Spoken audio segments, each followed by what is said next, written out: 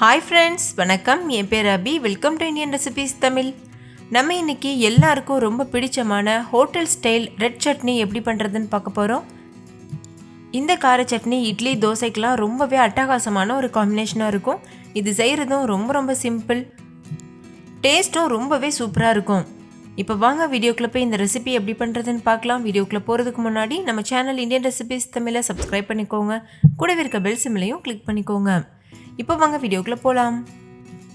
First இந்த recipe பண்ணுறதுக்கு ஒரு கடாய் சூடுபடுத்திக்கோங்க. அதில் நல்லெண்ணெய் சேர்த்துக்கோங்க. இந்த ரெசிபி பண்ணுறதுக்கு நல்லெண்ணெய் சேர்த்திங்கன்னா சுவை ரொம்பவே அருமையாக இருக்கும். 2 டேபிள் ஸ்பூன் அளவு நல்லெண்ணெய் சேர்த்துருக்கேன். எண்ணெய் நல்லா சூடானதுக்கப்புறமா ஒரு டீஸ்பூன் உளுத்தம்பருப்பு, ஒரு டீஸ்பூன் கடலைப்பருப்பு, இது ரெண்டுத்தையும் சேர்த்துட்டு இதை லேசாக வறுத்துக்கோங்க. அடுத்து இது கூட ஒரு கைப்பிடி அளவு பூண்டு, ஒரு சின்ன துண்டு இஞ்சி, இது ரெண்டுத்தையும் சேர்த்துக்கோங்க. இது ரெண்டும் சேர்க்கறதுனால ரொம்பவே சுவையாக இருக்கும், மணமாகவும் இருக்கும். ஒரு 10-12 பூண்டு பற்கள் சேர்த்தா போதும். இது கூடவே 7-8 வரமிளகாய் சேர்த்துக்கோங்க. உங்களுடைய காரத்துக்கு தகுந்த மாதிரி வரமிளகாயோடைய எண்ணிக்கையை நீங்கள் அதிகப்படுத்திக்கலாம். கூடவே ஒரு கொத்து கருவேப்பிலையும் சேர்த்துட்டு இது நல்லா வதக்கிக்கோங்க. லோ ஃப்ளேம்லேயே வச்சுட்டு வதக்கணும். இது நல்லா வதங்கினதுக்கப்புறமா இது கூட ஒரு பெரிய சைஸ் வெங்காயத்தை பொடியாக அரிஞ்சிட்டு சேர்த்துக்கோங்க. சின்ன வெங்காயம் சேர்க்குறதா இருந்தால் 100 கிராம் அளவு சின்ன வெங்காயம் சேருங்க, கரெக்டாக இருக்கும். இப்போ இந்த ரெசிபிக்கு தேவையான அளவு உப்பு சேர்த்துக்கோங்க. நம்ம உப்பு சேர்க்கறதுனால இந்த வெங்காயம் சீக்கிரமாகவே வதங்கிடும். இது ஒரு கண்ணாடி பதம் வர்றது வரைக்கும் நல்லா வதக்கிக்கோங்க. வெங்காயம் நல்லா வதங்கிருச்சு. இது கூட 3 பெரிய சைஸ் தக்காளியை இது போல் கட் பண்ணிவிட்டு சேர்த்துக்கோங்க. சேர்த்ததுக்கப்புறமா லோ ஃப்ளேம்லேயே வச்சுட்டு இதை நல்லா வதக்கி விடுங்க.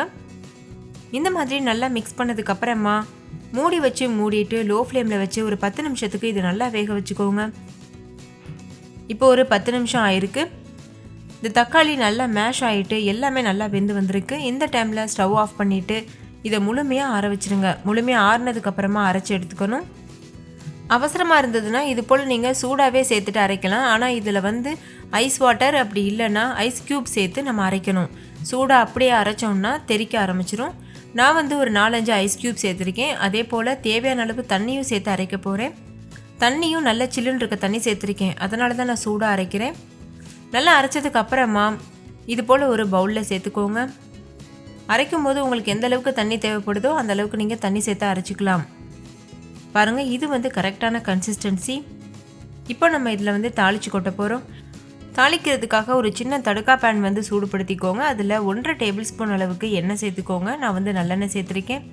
கூடவே 1 டீஸ்பூன் உளுத்தம்பருப்பு, 1 டீஸ்பூன் கடலைப்பருப்பு, 1 டீஸ்பூன் அளவுக்கு கடுகு, இது எல்லாத்தையும் சேர்த்துட்டு இது நல்லா பொரிய விடுங்க. கடுகு நல்லா பொரிஞ்சு வரணும்.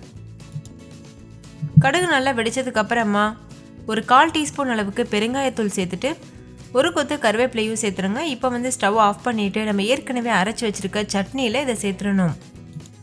சேர்த்ததுக்கப்புறமா இதை நல்லா மிக்ஸ் பண்ணிக்கோங்க. அவ்வளோதான், நம்மளோட ஹோட்டல் ஸ்டைல் கார சட்னி சூப்பராக தயாராகிருச்சு. ஃப்ரெண்ட்ஸ், நீங்களும் இந்த ரெசிபியை கண்டிப்பாக ட்ரை பண்ணுங்கள். ட்ரை பண்ணிவிட்டு உங்கள் எக்ஸ்பீரியன்ஸ் எப்படி இருந்ததுன்னு கமெண்ட்லையும் கூட ஷேர் பண்ண மறந்துடாதீங்க.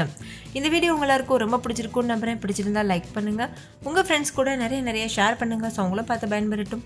இன்னொரு சூப்பரான ரெசிபியோடு நான் உங்களை சந்திக்கிறேன். அதுக்கு முன்னாடி உங்கள் எல்லாருக்கிட்டே ஒரு அன்பான ரெக்வஸ்ட் இருக்குது. நம்ம சேனல் இந்தியன் ரெசிபீஸ் தமிழை சப்ஸ்கிரைப் பண்ணிக்கோங்க. கூடவே இருக்க பெல் சிம்லையும் கிளிக் பண்ணிக்கோங்க. தேங்க்யூ, பாய்.